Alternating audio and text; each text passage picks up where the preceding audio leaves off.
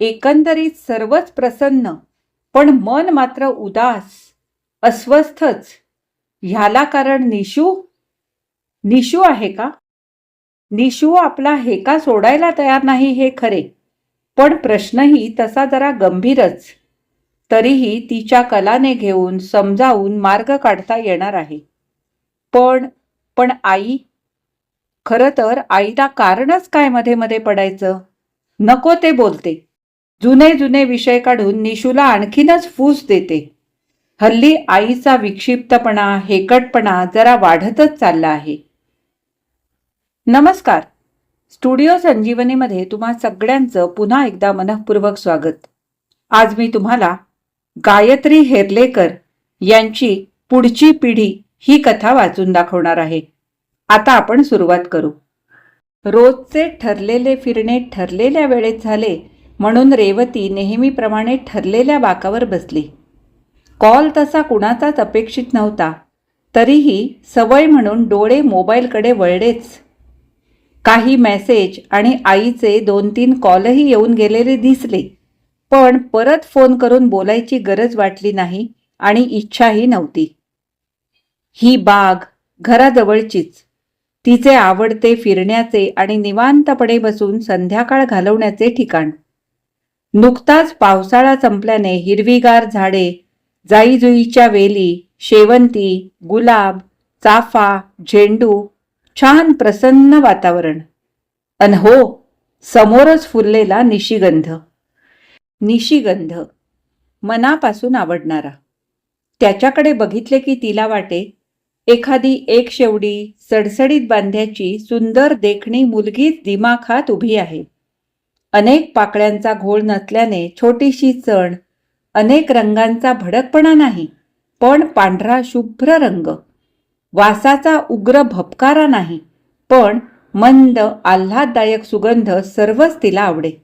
म्हणूनच आपल्या एकुलत्या एक लाडक्या लेकीचे नाव तिने ठेवले होते निशिगंधा. तिची लाडकी निशू. एकंदरीत सर्वच प्रसन्न, पण मन मात्र उदास, अस्वस्थच. याला कारण निशू? निशू आहे का? निशू आपला हेका सोडायला तयार नाही हे खरे, पण प्रश्नही तसा जरा गंभीरच. तरीही तिच्या कलाने घेऊन समजावून मार्ग काढता येणार आहे. पण आई, खरं तर आईला कारणच काय मध्ये मध्ये पडायचे? नको ते बोलते. जुने जुने विषय काढून निशूला आणखीनच फूस देते. हल्ली आईचा विक्षिप्तपणा, हेकटपणा जरा वाढतच चालला आहे. दिवसेंदिवस तिला सांभाळणे अवघड व्हायला लागले. वाढते वय म्हणून रेवती बऱ्याच वेळा दुर्लक्ष करीत होती, पण सहनशक्तीच्या बाहेर गेले की तिची स्वतःशी चिडचिड होई. आजही तसेच झाले होते. म्हणूनच रेवती जरा लवकरच घराबाहेर पडली. आई झोपलेली आणि निशूच्या बेडरूमचे दारही बंद. कुणालाच सांगण्याचा प्रश्न नव्हता. नेहमीचे ओळखीचे चेहरे दिसू लागले आणि नेहमीचा लहान मुलांचा घोळका हसत खिदळत उड्या मारत आला. त्यांचेही खेळणे सुरू झाले आणि रेवतीच्या डोळ्यांसमोर लहानपणीची निशू दिसू लागली. रेवती तिला नेहमी बागेत खेळायला घेऊन येत असे. आई म्हणायची, "अगं रेवा, आत्ताच कामावरून दमून आलीस, विश्रांती घे जरा. तिला बाई घेऊन जातील बागेत खेळायला." आईचा हेतू असे की रेवतीने तिच्याशी गप्पा मारत घरात बसावे, पण निशूपासून दिवसभर लांब असल्याने तिला मात्र तो वेळ खास निशू बरोबरच घालवायचा असे. तिच्या मनात नेहमीच येई, आपणच तर एकट्या आहोत निशूला. तिच्या एकल पालकत्वाची तिला पूर्ण जाणीव होती. म्हणूनच तिच्या लहानपणी जे जे कमी पडले, मिळाले नाही, ते निशूच्या बाबतीत होऊ द्यायचे नव्हते. सहजच रेवतीला तिचे लहानपण आठवले. लहानपणाच्या तिच्या आठवणी फारशा सुखद नव्हत्या. तसे बघितले तर जेवणखाण, कपडा लत्ता, खेळ, शिक्षण कशालाच काही कमी नव्हते. कमी होते ते भावंडांचे प्रेम, कमी होती ती मित्रमैत्रिणींची गट्टी, कमी होते ते घरात मोकळे, उत्साही, प्रसन्न, खेळकर वातावरण.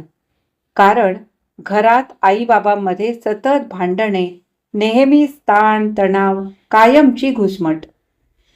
बाबा श्रीरंग रानडे, निष्ठावान समाजसेवक, बुद्धिमान राजकारणी, यशस्वी व्यावसायिक, एकंदरीत प्रसिद्ध लोकप्रिय व्यक्तिमत्व. आई वसुधा, शिकलेली, पदवीधर, उत्तम बॅडमिंटन खेळाडू, कलाकार, देखणी, पण फक्त आणि फक्त गृहिणी. स्वभावाने एकलकोंडी, जरा अहम प्रवृत्तीची. तसे त्यांचे नाते आत्ते भाऊ आणि मामे बहीण. पण दोघांचे एकमेकांशी कधीच पटले नाही. दोघांनाही एकमेकांशी लग्न करायचे नव्हते. आईच्या मनात होते केशू काका आणि बाबांच्याही मनात दुसरीच कोणीतरी. पण घरातल्यांच्या दबावामुळे लग्न करावे लागले. कायदेशीर घटस्फोट झाला नव्हता आणि एकाच घरात राहत होती म्हणून जगाच्या दृष्टीने म्हणायला नवरा बायको एवढेच. अन रेवतीच्या स्वतःच्या लग्नाचे तरी काय झाले? बाबांचे व्यवसायातील भागीदार, राजकारणातील सहकारी आणि अगदी जीवाभावाचे मित्र केशव भिडे. केशू काकांचा अमेरिकेत शिकलेला आणि तिथेच राहणारा देखणा मुलगा गिरीश बरोबर रेवतीच्या पसंतीने लग्न झाले. पण त्याची अनेक लफडी, व्यसनाधीनता, बेताल वागणे, खर्चिकपणा, गर्विष्ठ स्वभाव आणि इतर बरेच काही अमेरिकेला गेल्यावरच तिच्या लक्षात आले. हेही तिने सर्व सहन केले. पण नंतर नंतर किरकोळ कारणांवरून होणारे वाद, भांडणे, मारझोड, तिच्या बाबांना अदवा तदवा बोलणे जेव्हा प्रमाणाबाहेर वाढले तेव्हा मात्र आता इथे राहायचे नाही अन परत यायचे नाही हा निर्धार करून ती भारतात परत आली. घटस्फोट घेऊन गिरीश बरोबरचे संबंध संपवायचे. सर्व काही विसरून नवे एकटीचेच आयुष्य सुरू करायचे तिने ठरवले.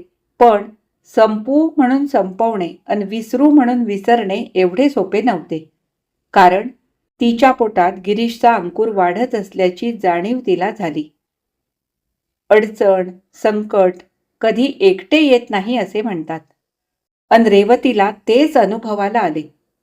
राजकारणातील बदलते रागरंग, त्यामुळे बाबा आणि केशू काका दोघांचीही पिछेहाट, मंदीमुळे व्यवसायात घसरण, भाऊबंदकीमुळे केशू काकांच्या घरात अनेक प्रश्न आणि हे सर्व सहन न झाल्यामुळे केशू काकांनी केलेली आत्महत्या आणि बाबांना आलेला पॅरालिसिसचा तीव्र झटका.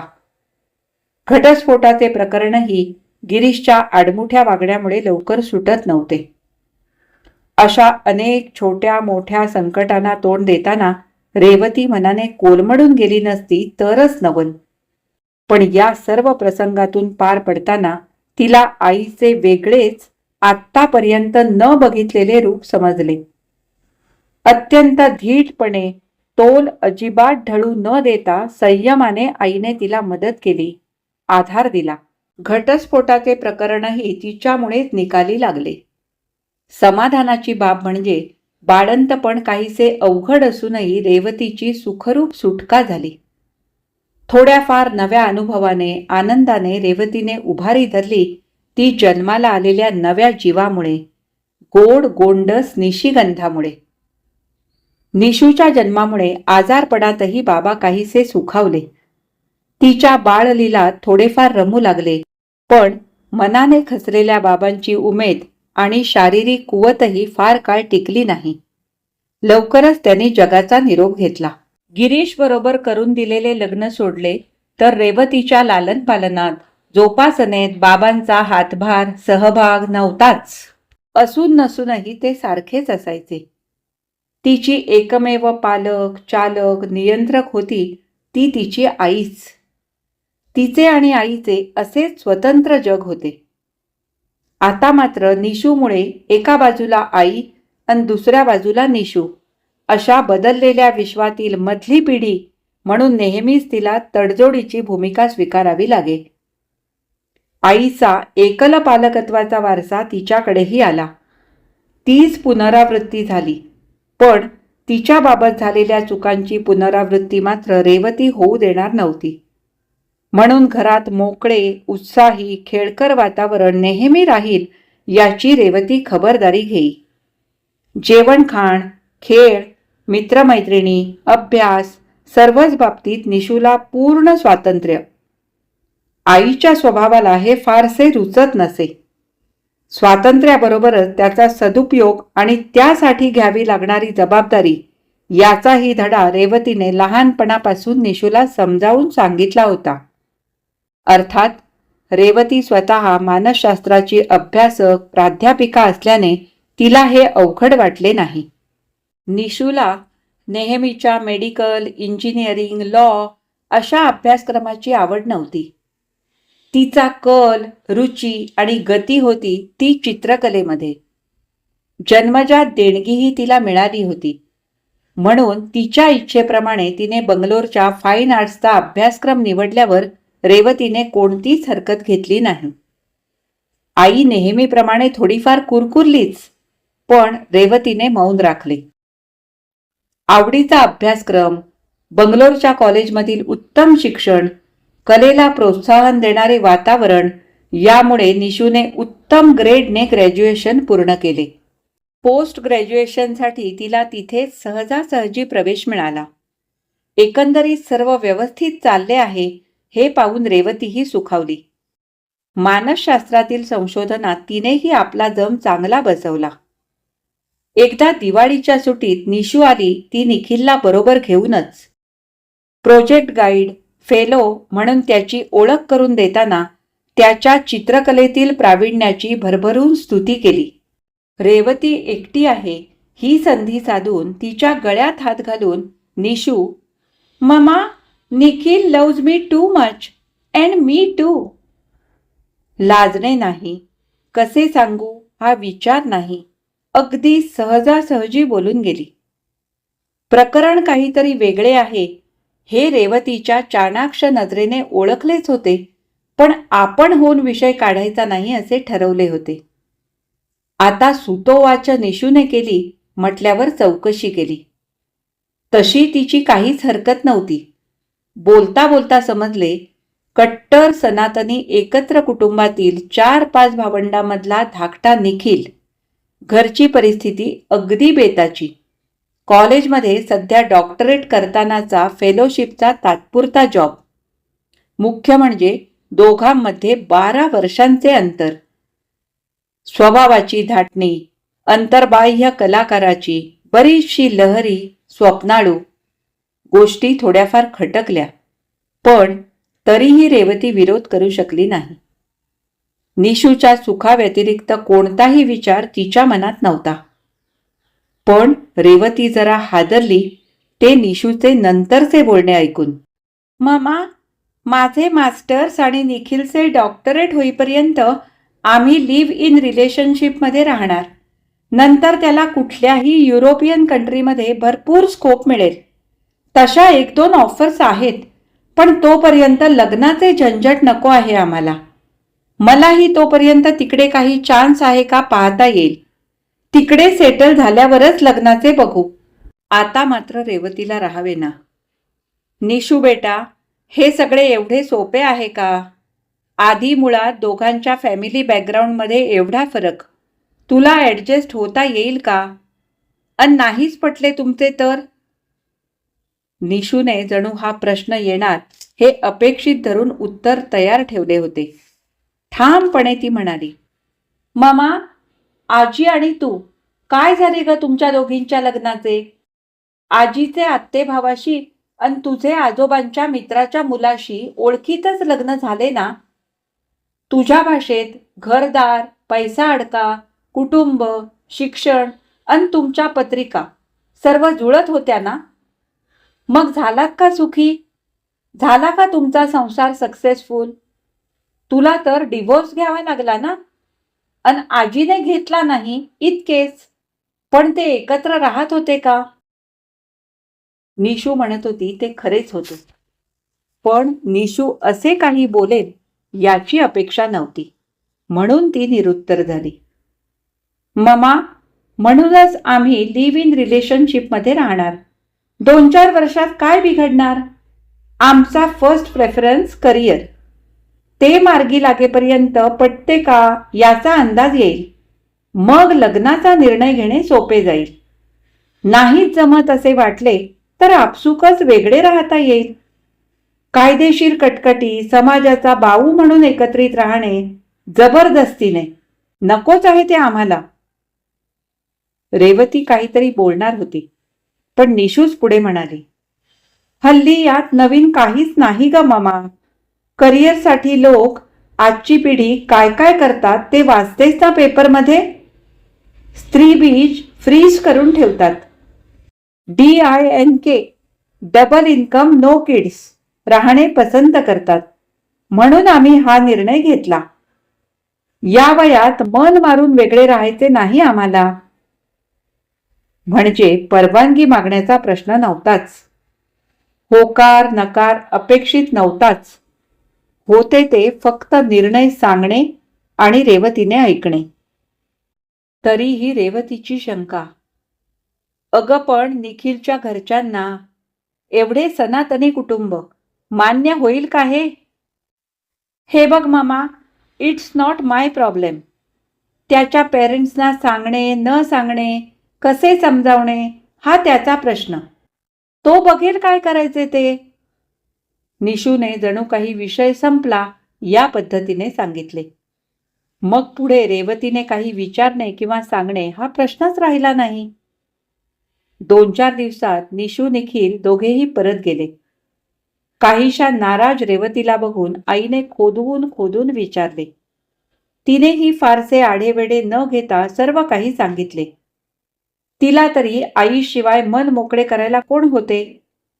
आईची प्रतिक्रिया, अगं छान आहे की, एकत्र राहायचे पण लग्नाच्या बंधनात अडकायचे नाही. आमच्या वेळी असे नव्हते ना काही. फक्त मूल होऊ दिले नाही म्हणजे झाले. नंतर 1-2 वेळा निशू निखिल काहीतरी कामानिमित्त येऊन गेले. रेवतीही काहीतरी कारण काढून बंगलोरला जाऊन आली. दोघांचीही नवीन प्रदर्शने, अभ्यास अशी प्रगती चालली होती. वागण्या बोलण्यातही फारसे वावगे गैर वाटले नाही. एकंदरीत सर्व व्यवस्थित चालले आहे म्हणून रेवतीने थोडासा निश्वास सोडला. अन 2-4 दिवसांपूर्वीच निशू अचानक येऊन हजर झाली. जरा वेगळ्याच मूडमध्ये वाटली. रेवतीच्या मनात शंकेची पाल चुकचुकली. पण निशूच आपणहून बोलू दे, नाही त्या शंका मनात घेऊन गैरसमज नको म्हणून रेवती गप्पच राहिली. रात्री निशू झोपायला म्हणून रेवतीच्या बेडरूममध्ये आली. तिच्या कुशीत शिरून बिलगून, mama, I think I am caring. मी बहुतेक नाही, नक्कीच प्रेग्नंट आहे. बोलण्यात आनंदही नाही, दुःखही नाही, पश्चाताप किंवा काळजीचा लवलेशही नाही. जणू काही हे होणार हे अपेक्षितच. रेवती काहीच बोलत नाही म्हणून पुढे, मामा, काय आहे ना, निखिलला आणि मला दोघांनाही आत्ता बाळ नको आहे. परवडणारच नाही. निखिलच्या स्कॉलरशिपमध्ये आम्हाला परवडणारच नाही. सगळे करिअर प्लॅनिंग डिस्टर्ब होईल. मलाही झेपणार नाही. म्हणून आता ॲबॉर्शन करून घ्यायचे असे ठरवले. म्हणून मी आले. तुझ्या ओळखीच्या एखाद्या डॉक्टर फ्रेंडकडे जाऊ म्हणजे सेफ होईल. उद्या परवाच प्लॅनिंग करूया. मला लवकर परत जायचे आहे. रेवतीला काय बोलावे तेच सुचेना. बघूया दुसरे काही सुचते का, विचार करूया, पण सध्या आईच्या कानावर जाऊ देऊ नकोस. म्हणून निशूची समजूत घालण्यापेक्षा आपल्याच मनाची समजूत घातली. आईच्या कानावर जाऊ देऊ नको असे म्हटले तरी आईचे अनुभवी डोळे त्याने ओळखलेच. अन मग काय, तरी मला वाटलेच होते, मी म्हणतच होते, अशी आरडाओरड सुरू झालीच. पण सल्ला मात्र वेगळाच. नको आहे ना मूल, कर तिला लवकर मोकळे. प्रगतीच्या आड येणारे मूल जन्माला तरी कशाला घालायचे, अन असे बेकायदेशीर पोर वाढवायचे तरी कशाला. रेवा, जा तिला घेऊन डॉक्टरकडे. अगदी रोख ठोक विचारसरणी. पण एका जीवाची हत्या? लग्न झाले नसले तरी त्या दोघांच्या प्रेमाचे प्रतीक अंकुर खुडून टाकणे रेवतीच्या गणितात बसत नव्हते. अन मुख्य म्हणजे रीतसर लग्न करून कायदेशीर पालकत्व स्वीकारण्याचा मार्ग आहे ना मोकळा, तेवढा उशीर झाला नाही. शिक्षणाची करिअरची संधी काय, एक गेली तर पुढे दुसरी मिळेल, अशी रेवतीची मनोधारणा. म्हणून ती युक्तिप्रयुक्तीने निशूला समजावण्याचा प्रयत्न करत होती. अर्थात निशू आपला हेका सोडायला तयार नव्हती. अन आई पण काही बाई जुने जुने सांगून, कुठले तरी अनुभव सांगून तिला पाठिंबाच देत होती. निशू, तुझा निर्णय बरोबर आहे. मूल काय पुढेही होईल, अन नाही झाले तरी बिघडत नाही, पण संधी परत मिळत नाही, म्हणून फूस देत होती. रेवतीही गोंधळल्यामुळे काय करावे या संभ्रमावस्थेत होती. विचार करता करता मिटलेले डोळे उघडले. अरे बापरे, चांगलाच अंधार झाला की, म्हणून भानावर आलेली रेवती चटकन उठून भराभर पावले टाकीत घराकडे गेली. सर्वच खोल्यात लाईट लावलेले अन घराचे दारही उघडे. फाटक उघडतानाच रेवतीच्या लक्षात आले. अपेक्षा होती आई तिच्या खोलीत टीव्ही बघत असेल अन निशूचा मूड नसल्यामुळे तिच्या बेडरूममध्ये लॅपटॉप घेऊन बसली असेल. स्वयंपाकघरात मावशी रात्रीचे जेवणाचे काय करावे म्हणून तिची वाट पाहत असणार. सीटआउटमध्ये 2-4 चपला बुटांचे जोड दिसल्यावर नक्कीच कुणीतरी आले असणार असे वाटले. पण अशा वेळी आपल्याकडे कोण येणार म्हणून हॉलमध्ये गेली. थोडेसे वयस्कर जोडपे अन त्यांच्याबरोबर बोलत बसलेली आई दिसली. नवीनच कोणीतरी चेहरे अनोळखी असतील आईच्या परिचयाचे, म्हणून जुजबी हसून ती पुढे निघाली. तेवढ्यात निशू आणि तिच्याबरोबर निखिल निशूच्या बेडरूममधून आले. निखिलने वाकून एक हात तिच्या पायाला लावून त्याच्या नेहमीच्या स्टाईलने नमस्कार केला, पण रेवतीने नेहमीप्रमाणे प्रसन्न चेहऱ्याने प्रतिसाद दिला नाही. अंदाज केला की हे निखिलचे अम्मा आणि अप्पाच असणार.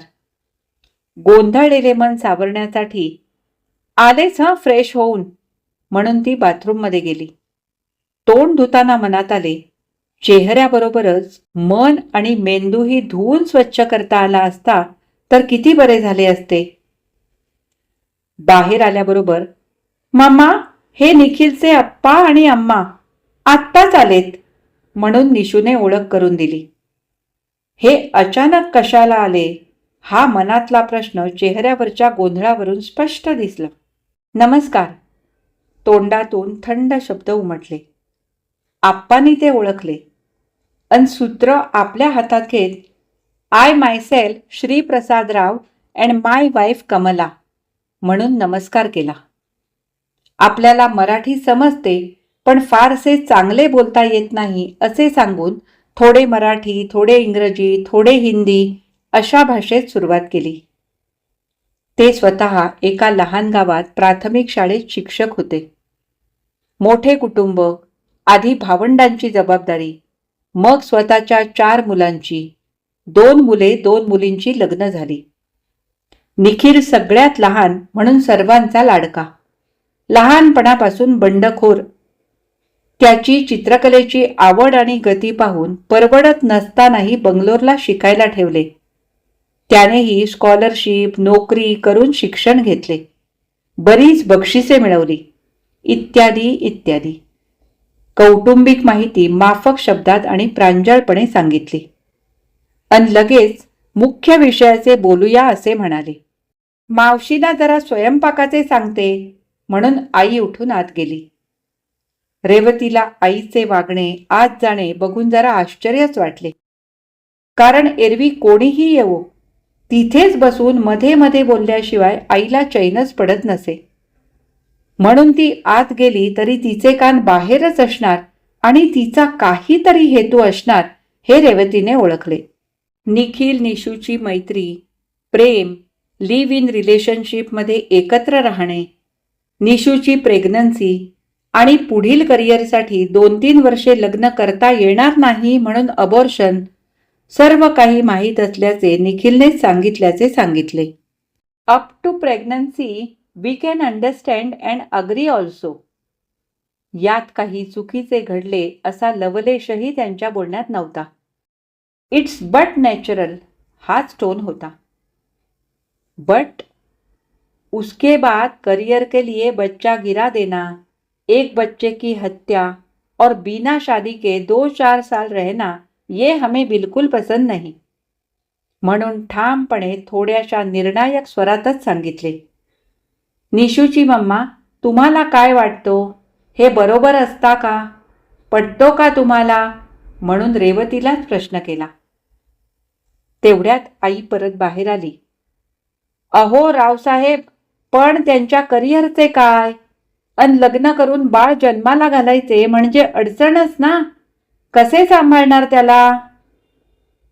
अम्मांचीही काहीतरी बोलण्यासाठी चुळबुळ सुरू होती. नवऱ्याकडे पाहत त्या कानडीत काहीतरी म्हणाल्या.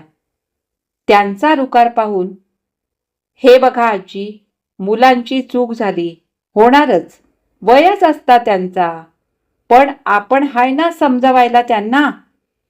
आपण ग्रँडपेरेंट्स नाही का सांभाळत बाळाला? आपले हिंदू कल्चर, मॅरेज करून बाळ जन्मला की त्याला चांगले जगता येईल ना. अप्पानी बायकोकडे समाधानाने बघितले अन अम्माना हुरूप चढला. गंधा आणि निखिल आवडतात ना एकमेकांना. आपण मॅरेज करून द्यायला तयार असतो ना. मग काय प्रॉब्लेम? अप्पा, yes Nishu, we know her for last 2-3 years. आमच्या मुलीसारखाच वाटतो. आम्हाला सून म्हणून आवडता. तुम्हालाही निखिल सन इन लॉ म्हणून चालतो ना. मग खरंच असा प्रॉब्लेम नाहीच असता. गंधा, अम्मानी म्हटलेलं गंधा, किती गोड वाटलं रेवतीच्या कानाला अन मनालाही भावलं. एवढी सनातनी जुन्या विचारसरणीची आपण किती गैरसमज करून घेतला होता त्यांच्याविषयी. पण खरंच किती समंजस वाटतात असा विचारही तिच्या मनात आल्याशिवाय राहिला नाही. आईचे मात्र, अहो आप्पा, पण मी म्हणते. पण आता मात्र रेवतीला राहावे ना. आई प्लीज, त्यांचं म्हणणं त्यांनी सांगितलं ना. आता जरा मला बोलू देशील? तोपर्यंत निखिल अप्पा अम्मांचे कानडीत काहीतरी बोलणे सुरू झाले. आवाज विशेषतः निखिलचा जरा वादाकडे झोकू लागला. अप्पा, you people from old generation never understand our problems, our struggles. What we have to face you don't know and you can't help also in any way. निखिलचा सूर पाहून शेवटचे वाक्य ऐकून अप्पा काहीसे वरमले. निखिलचे पुढेही बरेच बोलणे अगदी निर्वाणीच्या शब्दात सुरू होते.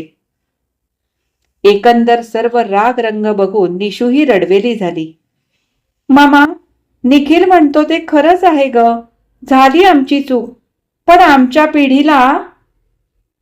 पिढी जनरेशन. आता मात्र रेवतीला शांत राहावे ना. निशू, मी आतापर्यंत तुला कधीच दुखावले नाही. तुझ्या मनाविरुद्ध काहीच केले नाही. तुझ्या सुखासाठी सर्व काही केले. तुमची चूक झाली हे मान्य आहे ना. मग ती सुधारण्याचीही संधी आहे ना. त्याचा विचार का करत नाही तुम्ही? निखिलकडे बघून पुढे, निखिल, मान्य आहे की ही जनरेशन गॅप, पिढीतला फरक, विचारसरणी आचरणातही राहणारच, आणि तो असल्याशिवाय बदल प्रगती होणारही नाही. मागच्या पिढीने पुढच्या पिढीसाठी, त्यांच्या भवितव्यासाठी विचार करताना आपला स्वार्थ थोडाफार बाजूला ठेवायचा असतो, ठेवावाच लागतो. मागच्या पिढीतून पुढच्या पिढीकडे जाताना वैचारिक मतभेद असणार, पण त्याचे रूपांतर एकमेकांना नष्ट करणाऱ्या संघर्षात होऊ नये. पण तुम्ही तर पुढच्या पिढीच्या जन्माला येण्यावरच घाला घालत आहात, तोही स्वतःच्या स्वार्थासाठी. निशू, तुम्ही कलाकार, सृजनशीलता नवे जन्माला घालणे हे तुमचे ध्येय, पण मग त्याच्या उलट विपरीत का वागता? त्यानंतर अप्पा अम्मा यांनीही बऱ्याच प्रकारे समजावले. निखिल निशू दोघेही पटते आहे, पण तरीही काय करावे अशा संभ्रमावस्थेत होते. तरीही बरेचसे शांत झाले. रेवतीने बोलू नकोस म्हणून सांगितल्यामुळे एवढा वेळ नुसतेच सर्वांचे ऐकत असलेली आजी, हे बघ निशू, निखिल, मलाही पहिल्यांदा तुम्ही म्हणता तेच पटत होते, बरोबर वाटत होते. पण आता अप्पांबरोबर बोलल्यानंतर आणि रेवाचे विचार ऐकून माझे मात्र मन बदलले. वयाने मी सर्वात मोठी, खूप सुखदुःख भोगलेली, पाहिलेली, म्हणून आता मी काय सांगते ते ऐका. आणि हा निर्णयच आहे म्हणा माझा. निशू, आता उद्या कोणत्याही दवाखान्यात कोणत्याही डॉक्टरकडे जायचे नाही. उद्या तुम्ही दोघे लग्न नोंदणीचा अर्ज करायला जाणार आहात. अन किचनकडे वळून म्हणाली, मावशी, आणा बरं ती खीर, तोंड गोड करूया सर्वांचं. मावशी लगबगीने बदाम बेदाणे घातलेली शेवयाच्या खिरीचे बाऊल घेऊन आल्या. आई मध्येच आत का गेली याचा उलगडा झाला. अम्मानीही घाईघाईने उठून आपल्या बॅगेतून लाडवाचा डबा काढला. रेवतीने खिरीचा चमचा निखिलच्या तोंडात आणि अम्मानी लाडवाचा तुकडा निशूच्या तोंडात घातला. Oh yummy, payasam and laddu both at a time. निखिलची मनमोकळी दाद. हां, बेटा बेटी जुडवा बच्चे होंगे. अप्पांची मिश्किल टिप्पणी. आजीला नमस्कार करा निखिल गंधा. अम्मांची सूचना ऐकून दोघांनीही नमस्कार केला. तर आता आनंदाने स्वागत करा पुढच्या पिढीचे. आईचा हसत मुखाने आशीर्वाद. समोरच्या शोकेसमधील गणपतीच्या मूर्तीकडे बघून नमस्कार करीत रेवतीने हळूच पदराने डोळे पुसले. ही कथा इथेच संपली. आज मी वाचलेली गायत्री हेर्लेकर यांची पुढची पिढी ही कथा तुम्हाला कशी वाटली हे मला कमेंट करून अवश्य कळवा. आवडली असेल तर लाईक करा, जास्तीत जास्त शेअर करा आणि जर तुम्ही माझ्या चॅनलवर नवीन असाल तर चॅनलला सबस्क्राईब करून सोबतचं बेल आयकॉन दाबायला अजिबात विसरू नका. आणि हो, हाईप करायला सुद्धा अजिबात विसरू नका. आता आपण पुन्हा भेटू अशाच एखाद्या छानशा कथा वाचनासाठी. तोपर्यंत मी तुमचा निरोप घेते. धन्यवाद.